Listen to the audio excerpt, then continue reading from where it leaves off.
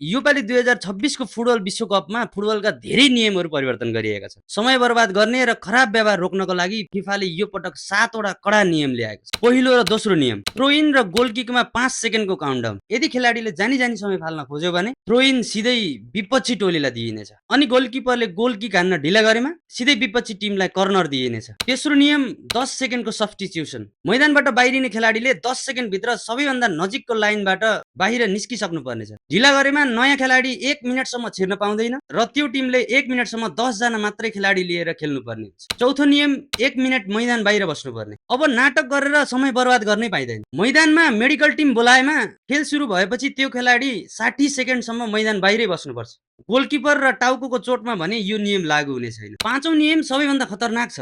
झगडा गर्दा वा रेफ्रीसँग बोल्दा अब मुख छोपेर बोल्न पाइने छैन। कसैले मुख छोपेर विवाद गरेमा सिधा रातो कार्ड। छैटौं र सातौं नियम VAR को हो। अब गल्तीले दिएको कर्नरलाई VAR ले सच्याउन सक्छ। साथै कसैले गल्तीले दोस्रो पहेँलो कार्ड खाएर रातो कार्ड पाएको छ भने VAR ले त्यो कार्ड खारेज गर्न सक्छ। तपाईको विचारमा यी नियमहरू कस्तो लाग्यो? यी नयाँ नियमहरूले फुटबललाई राम्रो बनाउलान् कि बिगार्ला? कमेन्टमा आफ्नो विचार राख्न नबिर्सनु होला।